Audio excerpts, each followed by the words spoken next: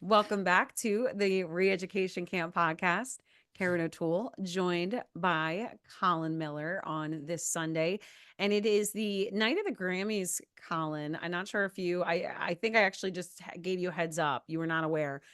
Ye, the artist formerly known as Kanye, is at the Grammys and he appeared on the red carpet with his girlfriend Bianca, who is wearing a completely sheer dress and is essentially naked She's on nude. she's in the nude on the runway. So I don't really know what to make of this. Like I don't know. The whole thing has been so bizarre. Kanye's arc from I don't know, like this Christian, Jesus Jesus loving walks. to, kind of having some other issues.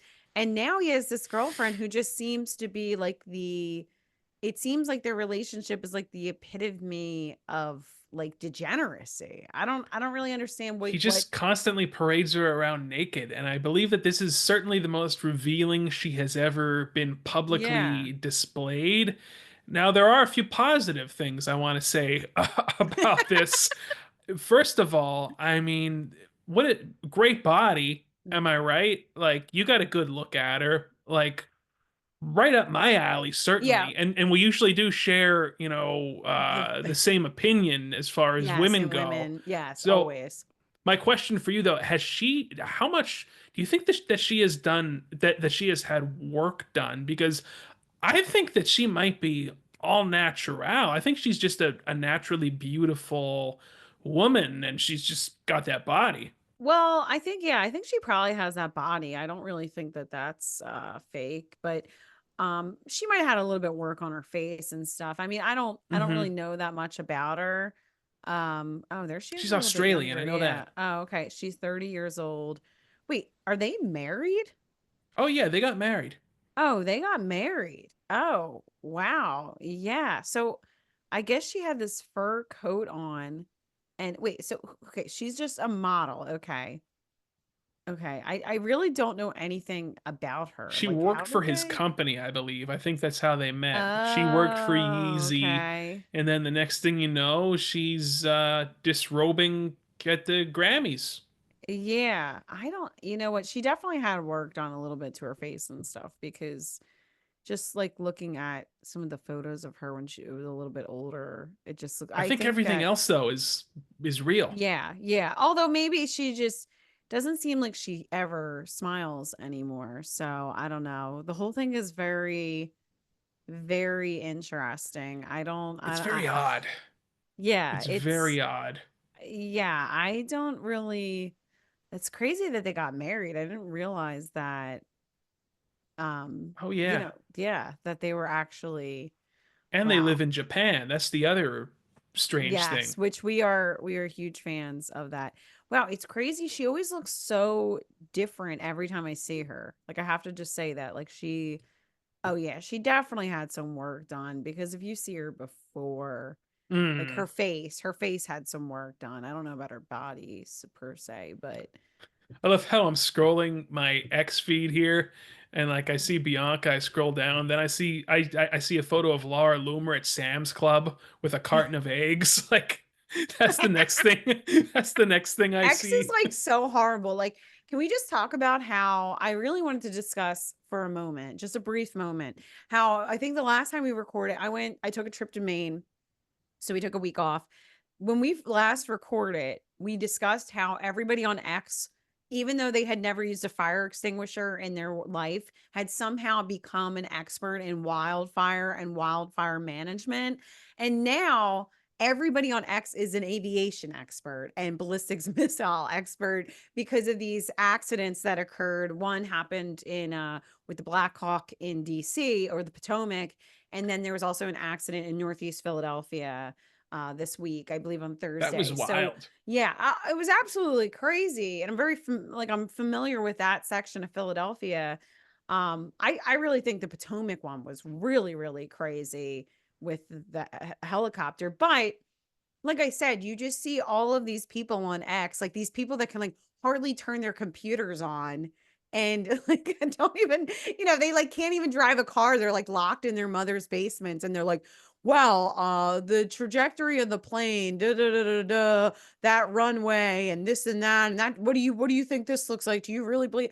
I believe that you're a moron and that you have no idea what you're talking about.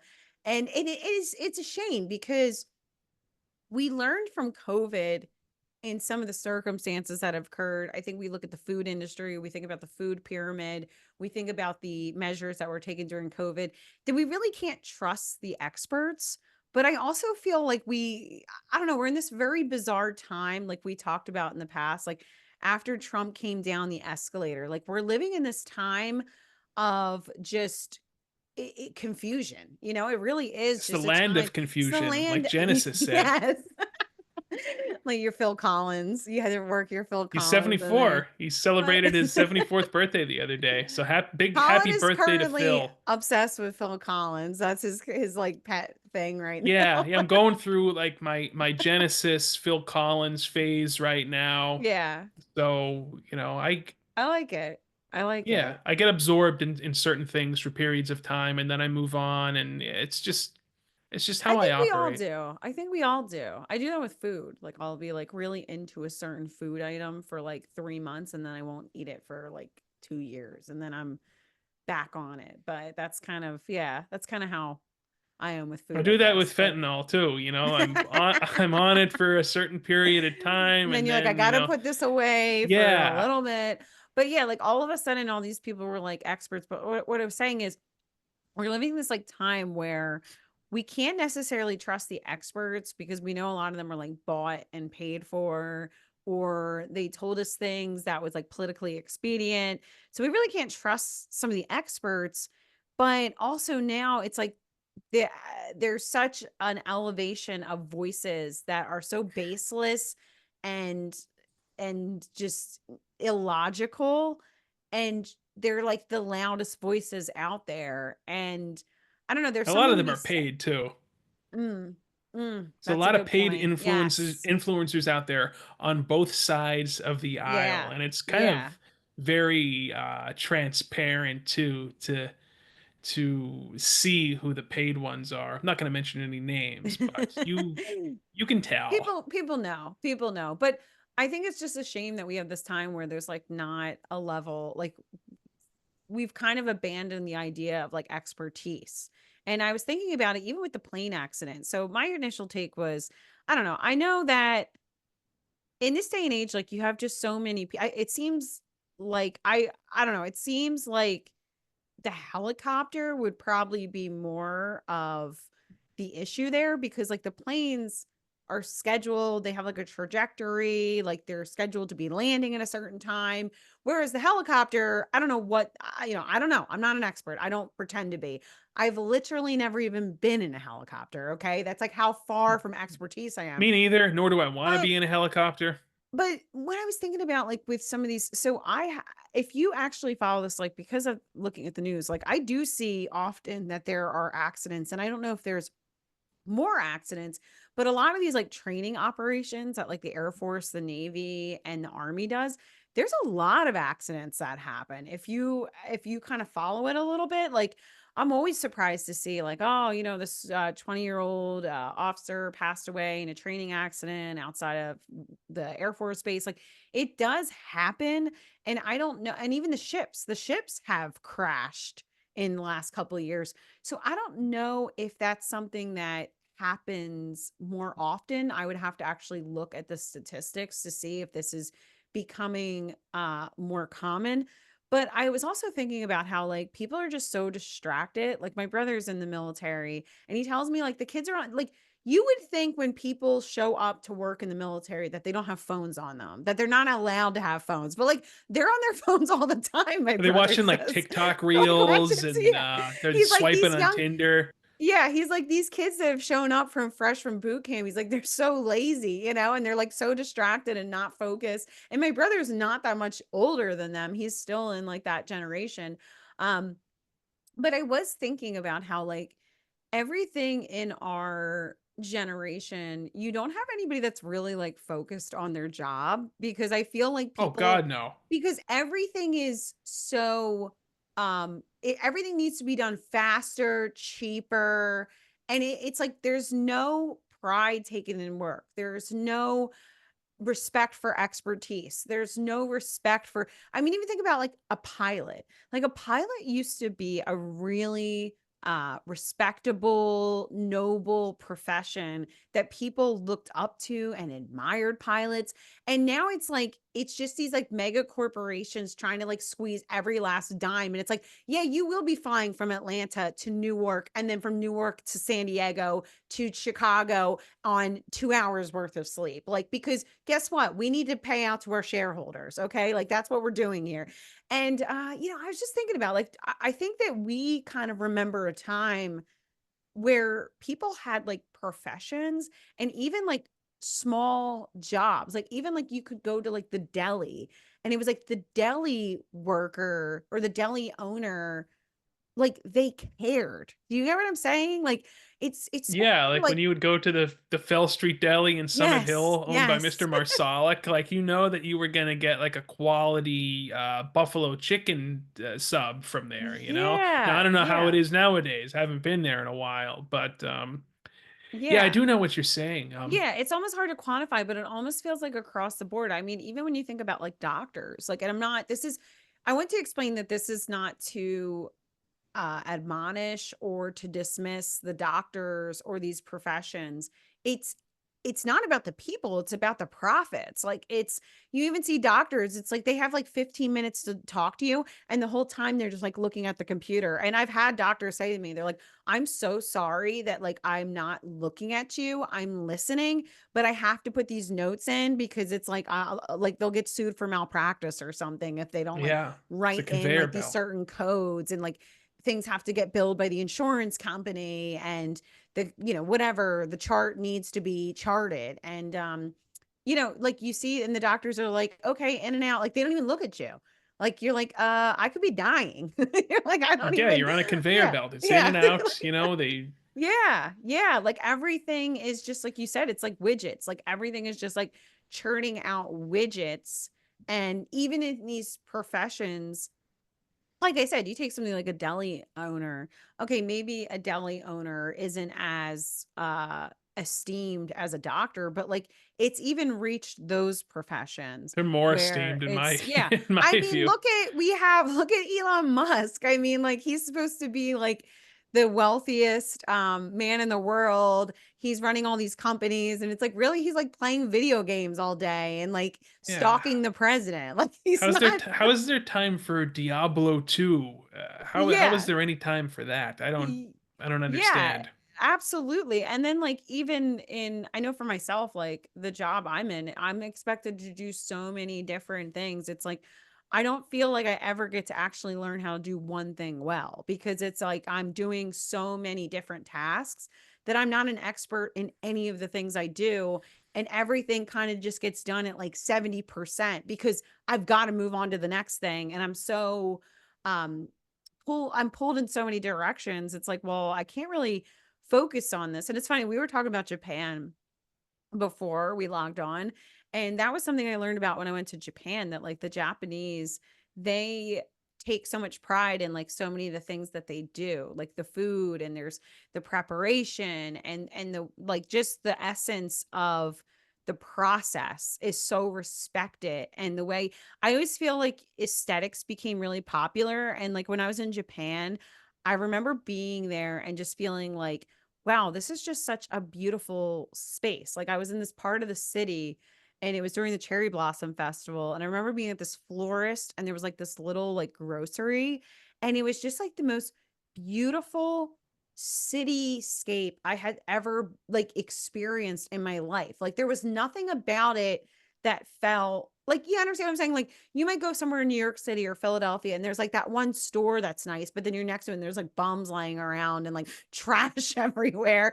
And but like in Japan, it never felt that way. Like it always felt like, I don't know, there was just such a, I don't know. I know that the Japanese are not Americans. We have a different culture, like we've kind of talked about on the show when we were talking about the visas. Like we're different. Like that's just the way we are. But I also think that we need to have some kind of balance here where it's like, okay, we have freedom, we have free markets, we have a lot of these liberties, but not at the expense of like having a good society, like having planes that are safe and pilots that are paid well and they're also well rested. Like we need to kind of like I for one am willing to pay more money if I know that the pilot only works like 36 hours a week or 40 hours. Like I don't want a pilot I only want that's Tom Cruise to fly my plane. Like if it's not Tom Cruise, I honestly don't he feel actually is like a comfortable. real pilot, isn't he?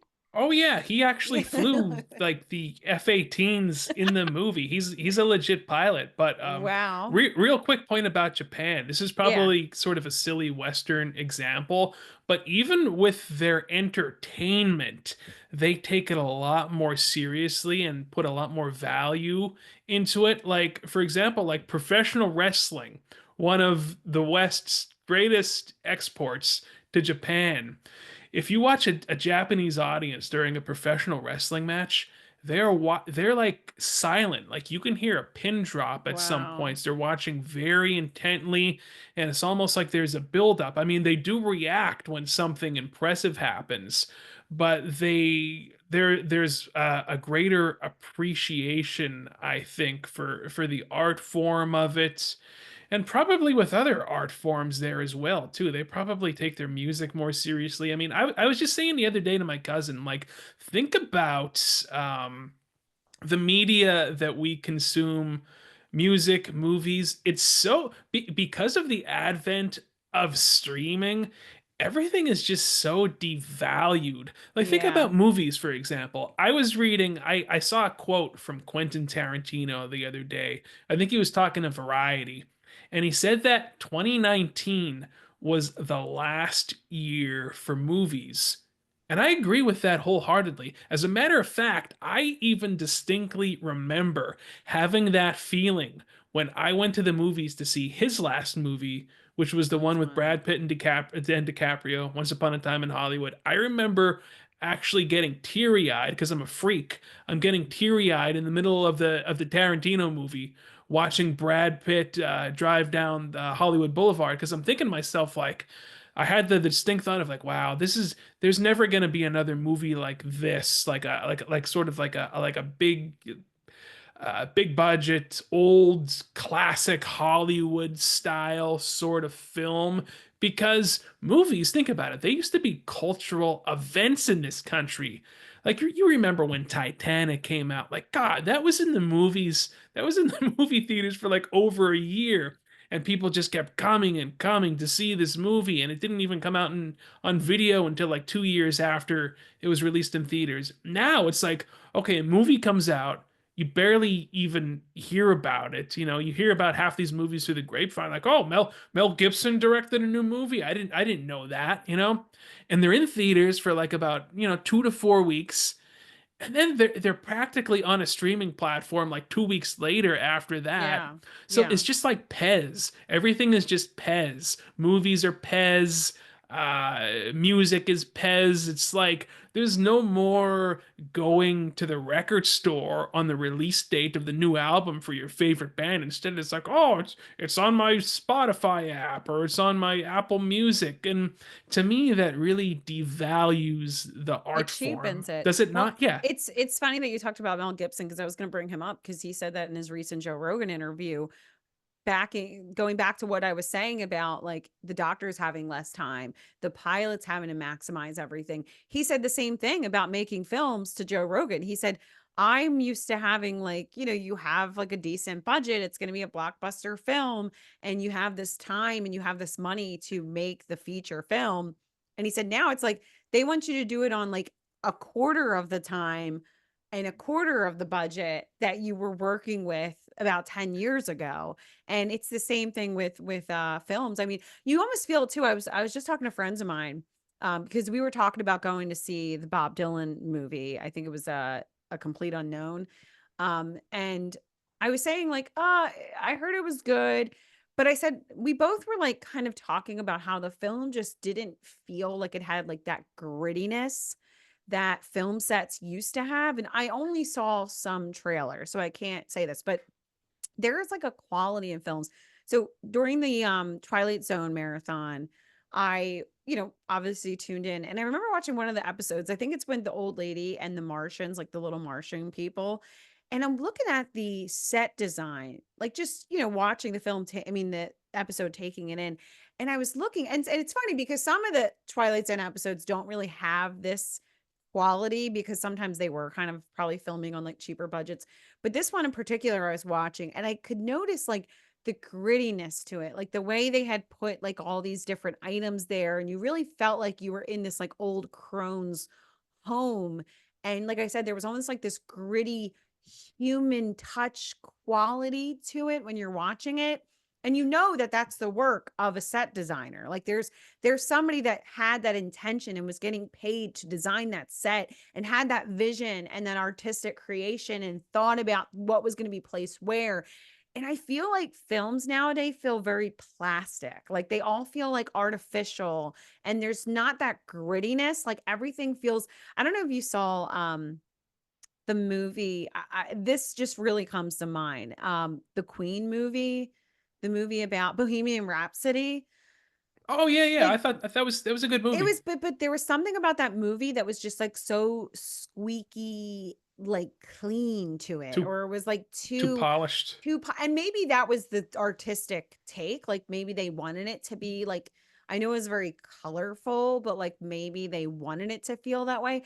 But I do feel like so many of these movies, especially the biopics, like they seem to me, there's so many films that are out there that feel so clean, like not clean, but there's no human touch to it. It just feels like very boring and like one dimensional. And I think that that's probably because they're probably cheaping out on some of that set design and some of those.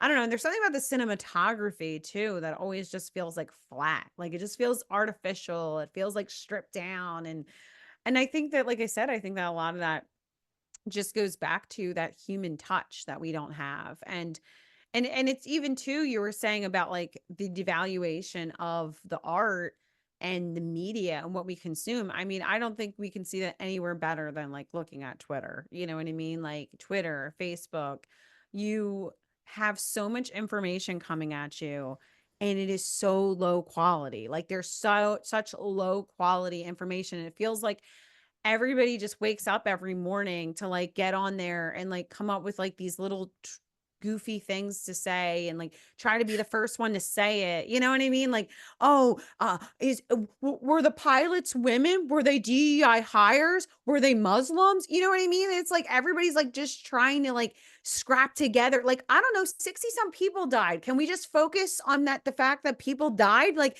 before you look for things that fit your narrative, you freaking freaks. Like, can you take a moment to be human? Like, I was thinking about it with this plane accident. I was telling somebody, I'm like, I would rather live in a world, in my perspective, I would rather sit back and just take the moment to just not necessarily, I mean, it's hard to say mourn because I didn't know any of these people, but just feel compassion and empathy for those lives lost and never know the truth than the people that have no empathy for those lives lost, but all they want to know is the truth. Because I don't feel like we ever will know the truth on a lot of things, but I would rather have my humanity intact than get to the bottom of all these little things that I don't think we're supposed to know the truth at the end of the day. Do you get what I'm saying? Like, there's like, I'm worried about the truth. I want to know what happened. I want justice for those people. I want them to have answers. I'm not saying that, but I think you get what I'm saying. Like, there's just so many people that it's like, they don't care that somebody died. All they care about is that it fits their perspective of the world and that they're right. They don't even want the truth. They just want to be right. And like, I think that X and like social media and YouTube and like all of these just, I think we just see that so much more than we ever have. Like before we used to have news networks that kind of and radio networks that would kind of and editors that kept us from these like vultures. I mean, just frankly, vultures. But now that we have the internet and these people are not filtered, you just see it. You see it everywhere. They're just vultures. Like they don't care about the human cost. They have no humanity. Like all they care about is It's that about the clicks it's and the about and the the clicks. hearts Yeah, and it's the about dopamine rush. it's the external validation. It's being first. It's not about being right. It's about being first. It's about, like you see these people literally get excited when a shooter at a school is transgender. You know what I mean? Like it's scary. I It's like, mean, oh, yeah, see, yeah, the see, finger. it's the transgender instead of worrying about like why was a child motivated to do this and react in this way and be this way, and like what does that say about us as a culture? And like you can say whatever you want about some of these shootings, like okay, whatever, crisis actor, this, whatever. I don't know, and I don't frankly think that we're going to know the truth on so many different things, but I just feel like people are at a point where like I don't know, and I can understand that for a lot of people, a lot of this stuff just doesn't feel real because back to your point about it being devalued. It used to It's be all that you would, sugar. well, it's all, yeah, it's just, well, it's that there's so much information coming at you at once. It's like, it's hard for your brain to even process it all. And I think it gets to a point where it just feels like it doesn't even feel real. Like it just doesn't. I mean, like we saw videos this week. I wanted to talk about like Dr. Phil's like deporting people. I'm like, what is happening? Like, Right. it's Yeah. not Why great. why is Dr. Phil there? It's like there's like a celebrity that's injected into every sector of government now. It's like, I mean, look at Elon Musk. It's like, why is the electric car spaceship guy like tethered to the commander in chief at all Yeah, and like, aren't times? we a little concerned that like the quote unquote richest person? Because I refuse to believe he's actually the richest. I know that the richest is probably not even listed. I think some of these Saudi princes like Oh have yeah, wealth yeah. that we can't Well, even. did actually I found out in the last year. I did not know this previously. Sorry, I'm just a little naive. You're just a simpleton. I'm just a simpleton, but there are a lot of people that pay to not be listed in the Forbes list of the wealthiest people. Mm, There's a lot of people that don't want to be listed, which props to them. interesting. Like I would love if you and I could just get a check from Putin tomorrow and we could just go off the face of the earth. I'm I'll kidding. take the Qatar money too. I mean, Yeah. people always reference that, whatever that is, the Qatar. Oh, the guitar. Okay. Yeah, we'll take that too. Yeah, Sounds good. whatever. Whoever wants to send us, I'll take from any foreign country. China, if they want to send us, Yeah. they want to cut us a check, whatever. Just get us out of this. Can you get us out of this, Yes, somebody? yeah. Colin and I will just be like enjoying little treats, going out for coffee. But Yeah. um but yeah, so like you said, I do feel that there's so much information and it's hard for people to really feel like any of it's real at this point. I also speaking of deportations this week, like Christy Nome, who's in charge of the DHS, she's like literally got her like huge eyelashes on and her hair, like her extensions in her hair, and she's got like her SWAT like vest on and her pearly earrings. And you're Roger like, Stone even called it out. He's like, yeah. what? Can she, like, Can you at least put a ponytail in? Like, can you pretend for a second? It's just, it's all it's that theater, though. MAGA. It's, yeah, it is all theater. It's all MAGA face. All these women with their MAGA, I guess the men too, with their MAGA faces. Yeah, the And, MAGA face is a real phenomenon. or Mar-a-Lago face. It's Mar-a-Lago face. It's kind of interchangeable. You could say Yeah. Mar-a-Lago face, MAGA Yeah. face, but yeah, Yeah. they all begin to look very artificial and plastic. And I mean, look at Kimberly Guilfoyle, Donald Trump Jr.'s girlfriend. She Oh, yeah. she She's doesn't look like. ex. That's his ex-girlfriend now. Oh, did they split? I didn't see that. Yeah, he upgraded her for a newer model. Oh, well, good for him. But look at her with those eyelashes. Like she doesn't look like the same Yeah, person like a that she swamp was. creature or something. And she was a pretty woman She in was. an earlier life, but like and very uniquely beautiful too. And back when she was Mrs. Newsom at the time. But yeah, it's like you said, there's just something, I guess maybe we're just living in a plastic future. We're just living in an artificial world. But Chris, yeah, everybody needs to see this. It's just so bizarre watching her doing the deportations. It's like, don't you realize like how ridiculous you look? Like this is embarrassing for all of us. Okay. Like, can you please, like she looked like Barbie meets GI Jane or something like that. It was disturbing, and it's, I don't know, it's Are we just, ever gonna get like some culture back? Like that's my question. Are we gonna get like some I real culture ever? real Or quick, I just want to say, I just hope that they don't, that Tulsi leaves her face alone. I want to take a she's mess. not gonna do anything with her Yes, face. Tulsi, leave your face alone. We love you the way you look. We think you're beautiful. You looked beautiful the other day, and just Oh, so classy and refined and strong. We're I tell big you all the Tulsi time, I would girls do anything fans. she said, no matter what. I'd say yes, I'll do it. Yes, Yes. I will. Yes, I will. It doesn't. She could say anything. I'd be like, Putin okay. is whatever Putin says. Whatever you say, Tulsi. Yeah, she's But just no, a specimen. But but no, but culture. seriously, Where are my we ever going whole to get culture back? Yeah, yeah, because that's that's a big thing that we're missing as a people in this country. There's no, I mean, what's the next big cultural event that we're looking to forward to? Is it the Super Bowl? Because I don't give a shit about the Super Bowl. no. And Kendrick Lamar, like next, like not. I don't know. I don't know if we are going to have culture back in a sense, because it's become such a niche market. Like you are listening to Genesis, and like everybody is listening to their own little cultural pocket at this point in time. And you really think about the younger kids, like they are watching these YouTubers, and they are not really worried about what's going on television. It's just fragmented. There's like fragmented pockets of culture now. And there's very rarely do things kind of cut through the mold and really become a phenomena across the country. It's rare. And I don't know. In some ways, there's some good to it, because you see some of these like independent artists that are able to kind of like thrive and find a market because of the internet. You see independent journalists that they do exist. They are out there, and they're able to share their perspectives, write these articles. So there is some good out there. And I think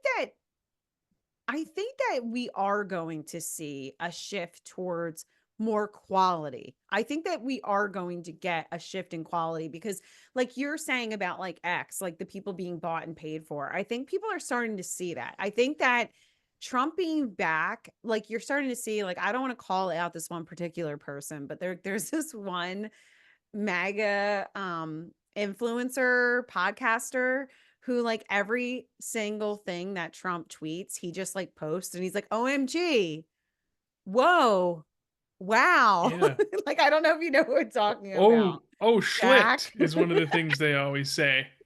But I think I know who you're talking about. okay, yeah, but like everything they post is like, whoa, this great, whatever. And I don't know, to me, like me personally, I don't feel like that's like a really interesting take, or just feels like you're like a cheerleader for the president at this point. It's like, do you want a job? Like, I don't really understand what you're trying to do here. But I do feel like we are going to move into a time of greater quality, because here's what's happening, Colin. There are so many, it's like right now the media and artistry and so many different things are like multi-level marketing schemes. Because when you think about this, if you and I and many other people do YouTube channels and podcasts, and we don't make any money doing it. So who are the people that are I know. actually yeah. But I'm saying, like, who are the people that are actually going to consistently continue to do those things? And I think those are the people that actually see value in what they're doing, and feel like they can add value and they can serve the audience, and that they really feel like they have something to share, do, or say. Do you get what I'm saying? And I think it's like the same way in like artistry, like music. Like, I think we are always going to have people that are just like trying to get themselves into it, and they're trying to do it. But I do think in a lot of different venues, you're going to see people that just truly love the art form and truly have a passion for what they do. And they're the ones that are going to stick to it because it's what they really feel called to do, and I think that it's just a matter of the audience finding, like, connecting with those people, and them serving the audience, or the end consumer as well. So I think it's the same thing with art. Like, like the films. Eventually, films are not going to be making tons of money. So you're going to see people that are really sticking to it are going to be the people that really want to be there. Do you get what I'm saying? Like the people that really want to make something and do something and create something. And I think that that's the way it is with like all of it. It's like it's going to separate like the pretenders from the real deal because it's not going to be as lucrative anymore. Like that's what's happening in podcasting. Like there's just so many podcasts out there and very few of them are making money. So I think you're just going to see a lot of people that were like, "You know what? I gave it a shot. It's the gold rush is over." You get what I'm saying? But the people that are going to still continue to, you know, pan for gold are the people that really know that they have something there. Do you get what I'm saying? Does that make sense? I don't Yeah. know. Yeah. Like so I It think that does make sense, but I still yeah, wish that there were, major larger, cultural, yeah. large cultural events that would unify us. I use Titanic as an example of a movie. Even like albums, like bands, Yeah. artists, musicians. Albums don't sell anymore. These artists make money from touring. Back in the 90s, I mean, you had I'll just use this album as an example. Tragic Kingdom by No Doubt. That album sold 15 million copies or something in the Yeah. US alone. That's just not a thing that happens anymore, that like a band or an artist releases an album and everybody goes out and buys it. And that's kind of that, to my point, is because everything's been, oh, it's on my phone. I don't have to go to the store and buy the record. It's just seamlessly delivered to my phone. And it all goes back to the Unabomber being right about a lot of things. Yeah, well, and I think too that there's people that are the audiences for it's funny you say that because a friend of mine who is really into music, he told me that he purchased an album last year. I guess like a lot of if you purchase a record, it used to come with like a digital download, but it no longer like that's no longer the norm. Like you just kind of get the record and then you have to like maybe stream it or whatever. So Right. he was saying that this one artist he's into actually did offer the digital download. And his point was like, you can't rely on the cloud. You don't know if it's going to be there. And if like your house burns down, like, I don't know. The guy was just like, I want people to have some kind of tangible, like not just the record, but the download somewhere on somebody's computer so that I know that like, this music exists somewhere, like, Right. You have and it on a yeah, a yeah, CD, a flash drive, something. yeah. That's why I got back into MP3 players, like, because I actually want to have it on on a hard drive so that it's mine. I own it. I'm not dependent upon some streaming service. Because, like, think about it. You're paying all these services like Apple Music and Spotify. Essentially, you're paying them to rent these songs. Like it's stored on a server somewhere. It's their server, so you're saying to them, hey, I'll give you this money if you let me use your server, essentially. And it's just kind of, I think it's stupid. I think people who buy digital movies are stupid. Like people who go on Vudu and like spend That's $20 crazy. to buy a movie. Like just get the disc. But Yeah. eventually that's gonna disappear.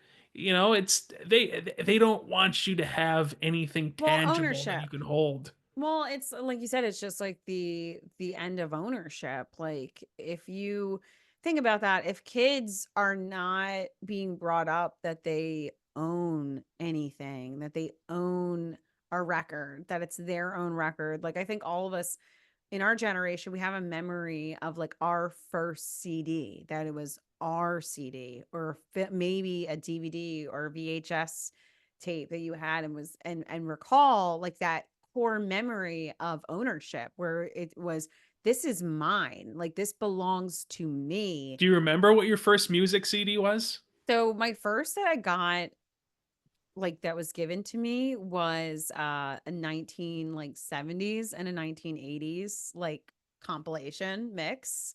So it was like a Okay. mix of songs. So it had some like Jim Croce on it and there's a lot of like good stuff on there that I really liked. And what was yours? Yours is probably more intentional. Mine, yeah, it was I think my mom probably got it for me from like I think she used to be a member of like the Columbia Records CD club or whatever. It was Matchbox 20's first album, Yourself or Someone Like You. Another example of an album that sold, went diamond, which means you sold over 10 million units, something that's not possible nowadays. And I still have that CD. That CD's out in my living room Oh. right now. I still listen to the CD. I have the files from that CD on my MP3 player. I own it. It's mine. It's something that'll be with me until the end of my days on this planet. Yeah, well, you'll be buried with it. Yeah, probably. I would like But that actually. but think about that. Like the younger generation, like they do not have like a core for by and large. Like I know my little sister, she's sorry, God purchased a bless lot you. of little things and had things. No, but music usually isn't one of them. But also too, um, I read an article in the Atlantic. They had their like their main like their featured article this month for January. It was like the century of solitude or the lonely century or something. And the article was all about talking about like how people are spending more time alone than ever in like history. And so much that was propelled in the 70s by television. And then obviously from 2003 to the current data from like 2023, just unbelievable rates of people just spending time alone. And he was talking about in the article about for like the younger generation, like about he started talking about how like people having relationships with like artificial intelligence because he was saying and he said think about it like if you're a younger person so much of the interactions you have with people even think about for yourself like some of the people that you interact with are really just digital like they yes you know that they're real people but you It's text only on an LCD screen. That's like your entire relationship with said person, which yes, is not the yes. way things were supposed to be, you Yeah. know? Yeah. So he was just saying that like people, if you think about it for like the younger generation, that's so much more it's more palatable for them and it's simpler for them because so much of their relationship and so much of their time and their understanding of themselves and other people is through a digital platform. So it's almost not absurd for them. And I think we kind of talked about this way long ago talking about like living in the pod and like living in the matrix or something for them like so much of what they live is virtual reality in a sense that like their understanding of themselves their lives is through a digital lens is through their screens.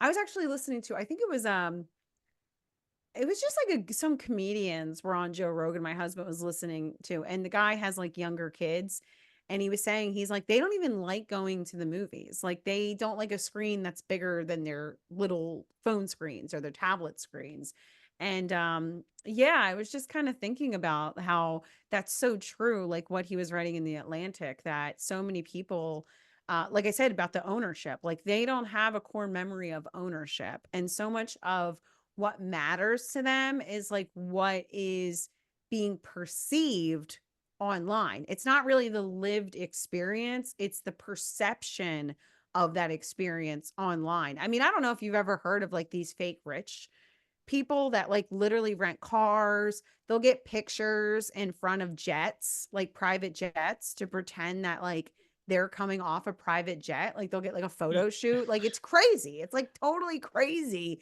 Um, Unless you're selling something, then it totally makes sense. You know what I mean? Like if I'm trying to sell a manifesting course and I'm telling you how great my life is and I spend $200 to get pictures of me coming off of private jet and I'm like, you can live this life too if you just manifest, just believe it. You know, like then it's worth pretending you're rich and I think you see a lot of that online. You see people just What if pretending we that their just lives nuked are. the data centers? Like, Yeah. serious, I think Tucker Carlson actually brought that up in regards to AI, how to stop AI. He's like, well, what if we just nuke the data centers? And I'm I'm not just asking advocate. questions. Yeah, right. Just asking questions. I'm not actually advocating for that. But when you think about it, like this whole digital prison that we're in right now, it's only possible because of electricity. Yeah, yeah. Like what would happen if the electrical grid went out? None of this would even exist. And then what do you have? You just have yourself and others around. Like, I'm telling you, the Amish have got it all figured out. Well, the Amish, it's funny because he actually mentions the Amish in this article in the Atlantic. And when I read, I think it's I think a book by Cal Newport, and I think it's the not Deep Work, Stolen Focus, I think. I think it's Cal Newport. I could be wrong about who wrote the book. But he talks about the Amish, and he says that the Amish, what's unique about them is like one of the reasons it's not necessarily that they reject technology, it's that they choose which technology is best for their community. So I think it's kind of the same way we have to be with our own lives, like knowing what technology and what platforms propel us towards a life that we want to live that's aligned with our values. For me personally, I was sharing with somebody that I pretty much spend only like Fridays, a certain time on Fridays, like I'm done work, I'm done my little errands for the day. That's when I typically like go on Instagram and I go on Facebook and I kind of like check in to see what's going on. And then I'm off. See Like I what don't reels really Colin see sent. what reels you say. Yes, yes. You're getting better at just texting me X stuff because I'm gonna have to be on there for work. But you know what I mean? Like it's just like to me, I'm like, okay, well, I do still find value in connecting with people and checking in with my community and knowing what's happening. And I also use it for like when I'm traveling to see where I'm gonna go. See what's going on in like my area, see what's going on with people I know from even around the world. What stray But pit bull is loose on the street yeah, we're supposed to today? be actually, it's so funny you mentioned that because we're supposed to be next time we meet next week, I will start featuring my local community forum on the show. I think that's gonna how we're gonna wrap up the show because there's always some kind of chaos going on. Um, but like I said, for me personally, it's like I've kind of just have that approach, like the Amish, like, okay, like there's things I appreciate about this technology and this platform, but do I need to look at it every day? Like it just is distracting. Like it's not even because I think like I really don't feel addicted to it. Like I've discussed at length that I think I'm more addicted to Reddit than anything. But it's not that I'm addicted to social media and that's why I choose not to look at it. I just recognize that it's distracting. Like it's like I just need to kind of like curate what comes into my mind, and I just don't need these mentally ill people on Facebook that I know.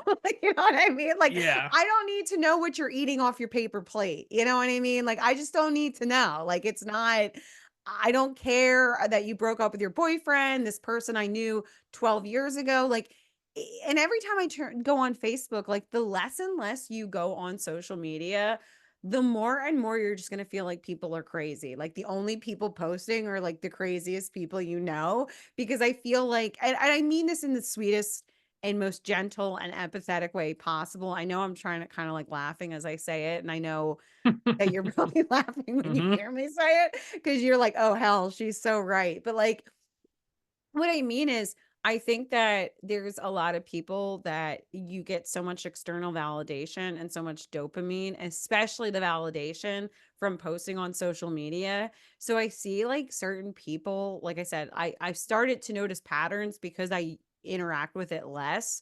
That I noticed that there's like the same like 12 people that are always posting all the time. And I'm like, oh wow, like they're really not well. Like this, I feel like I'm logging into a mental institution when I go I on will Facebook. sometimes Especially go. especially Facebook. Like Instagram, people are a little bit more well adjusted.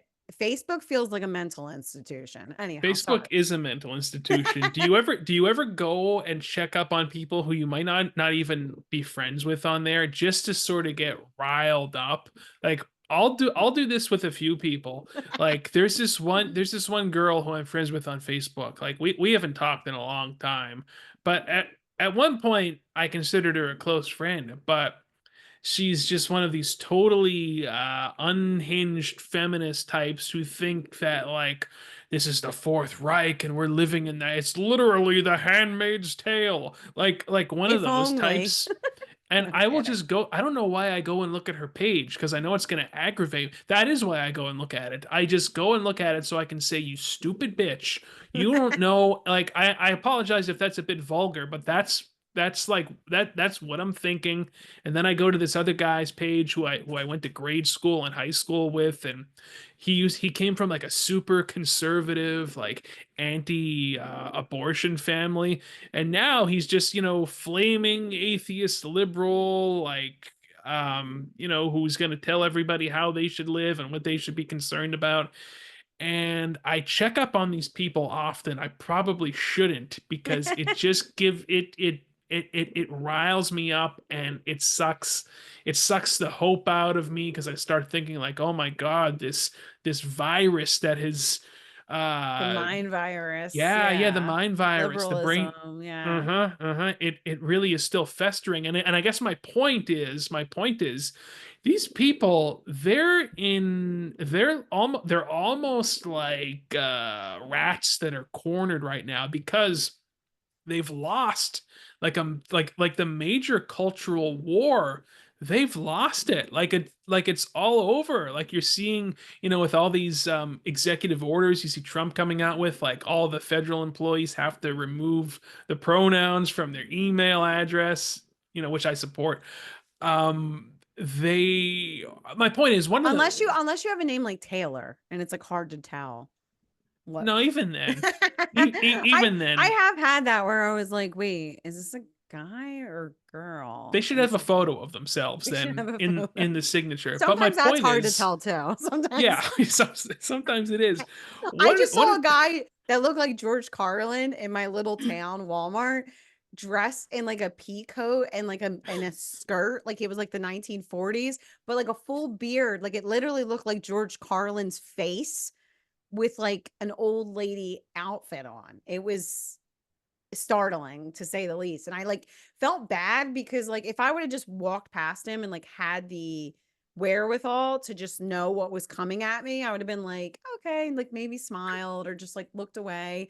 But what happened was I turned around and he's just like looking at me and I'm like, oh, I was like, and I felt so bad because I'm like, I don't want this guy to think that like I'm like revolting at his his existence. Like I'm not. I just was taken aback that George Carlin's like in a 1940s dress. Like I don't know what the hell is happening here, you know? Anyhow, I think that's a he though. I think he identifies. I don't know. I don't know. I think he just likes to wear outfits like he's Vera Lynn. But Some of these people are gonna snap, is what I'm getting at. yeah. They're gonna Well, snap. It's a real yeah, concern. they are gonna snap. And well, I think that that's the interesting thing though. Like that goes back to like my mental institution theory. It's like, why do you think anybody cares about like I don't post any political ideations, takes, thoughts, any of it on social media. Like maybe once in a while I posted something, but nothing like extremely polarizing. But I just I just think it's like so narcissistic to think anybody cares what you have to say. You know what I mean? I know we're doing the show and it's a little narcissistic, but like put in a little bit of effort here. You know what I mean? Like This this is is great, but entertainment, this is though. entertainment. We're It's entertainers. We're not like entertaining me ourselves. going to look at your pictures of your beach vacation and then I'm like or seeing what people are doing in their lives and then you're like, "What? Like why I I don't get even mad when I look at that, by the way. Like I hate when I see people like It happy on sounds their like you just use social media to get enraged. Like you just go pretty on. much. I shouldn't be on any social media actually. All it is just fuel Well, for me to get riled up about something. Well, I think that and the difference is like we're conversing. I think that that's the difference that like I hope that we are moving into a time of more conversation and less like arguments and less like talking points and more just like actual conversation, but I'm not sure that that will be the case. But I think with social media, that's not really what people are like coming together to do. Like we're not there to have to hear like how you're some kind of feminist and you feel like, like you're saying your handmaid's tale. Um but what I mean is like I feel like people like to me it's like I just know people don't care. Like I'm not going to like sit there and put that out there because people don't give a shit. You know what I mean? Excuse my French, but like they don't care. No one cares. If I post a picture of like me walking in the woods, like I'll get like 100 likes. But if I post it like some thoughtful political statement, like it'll get like 2 likes. Like people don't care. They're just like exhausted from it all. And I also think it's like the lowest form of conversation. And actually going back to that Atlantic article, he was kind of saying that like so much of like the recent elections feel this like there's like not necessarily, I don't want to say middle ground, but people are becoming so segmented and they're becoming so polarized in opposite camps because like nobody's actually talking in person. Like people aren't having disagreements in a real conversation. Do you get what I'm saying? Like he was kind of saying like Yeah. this is this is a real issue in our republic because people are no longer seeing each other as fellow humans or fellow Americans or anything. They're literally seeing everything else as like these huge divisions and there's no empathy. And hey, I get it. Like, I do think that there is some real evil going on and there are some beliefs and there are some platforms that I completely and utterly reject and I do think are demonic. But I don't think that all of the people that support those things are demonic and evil. I think that they are misled. And I think that if we just label them as other, we're never going to have any, we're never going to be able to affect those people. We're never going to be able to, I don't want to say win them over, but at least like influence them in any way. Do you get what I'm saying? Like I genuinely feel bad for some of the people that really feel like Trump's like coming to get them and like kill them and like throw them in a cage. You know what I mean? Like because there's people that feel Maybe that he way. should. I'm starting to think, you know what? Maybe Maybe we'd be better. Maybe we'd be maybe we would be better off. Joking. I don't actually mean that. Joking. Just you get what joking. I'm saying. You get what I'm saying. It's like Yes, people yes. like we're just like it's a lot easier to just like hate, this XYZ character with a little avatar than it is to like actually hate somebody talking to you right next to you who you're having a coffee with. Yeah. Right, and you're not Yeah. going to talk to them the same way Yeah. as you are online. You're not, Yeah. Yeah. I it's a think we all totally know different that. Yeah. dynamic. Yeah, exactly. But I feel like I don't know. Is there any I guess we just need an EMP or we need those nukes that Tucker was talking about. Maybe he's got some inside I information. mean, I don't really, it know. all comes back to the internet was a cancer. That's what all roads lead to ultimately. It was cool in the mid 90s, it kind of should have stayed what it was, and now it's all consuming, and here we are, we're all stressed out. We've got everything coming at us all at once, everything that's going on in the entire globe. And what are we going to do about it? What we are going to do about it is be like the Amish and just decide what we want to do, what we don't want to do. Like you still have control in some In way. some And sense, yeah, yes. in some ways you still have a little bit of control and I think that's all we can do, right? Just pay attention and focus on what we can do in our own lives, and And that's this will it. all be over before you know it, too. Actually, that's really the main. Life in general. Yeah, Yeah. exactly. I Life mean, in general. my grandmother's 96 and like she kind of forgets how old like she doesn't really know. She's not really hasn't been with it for the last year. And like I'll tell her like, "Oh, I'm like, well, you're 96." And she's like, That went so fast, you know, like Yeah, it's a blip. 90 years and almost 100 years. And it feels like it went so fast. So, my encouragement is for people just to not worry about it.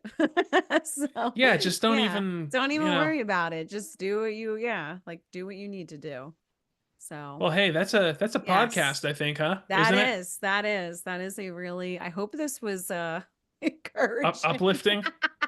uplifting, encouraging. I hope somebody laughed at some. That's really my only hope in general, is that I hope somebody like laughs at something I said, My mom or does, and my brother does, so there you go. that's why I'm alive, is because I want people to laugh at things that I say, and like I'm only half joking. Um, but on that note, listen, give us a like, hit subscribe, and we'll be back next week to talk about life and culture and all that good stuff. So take care. We'll see you then.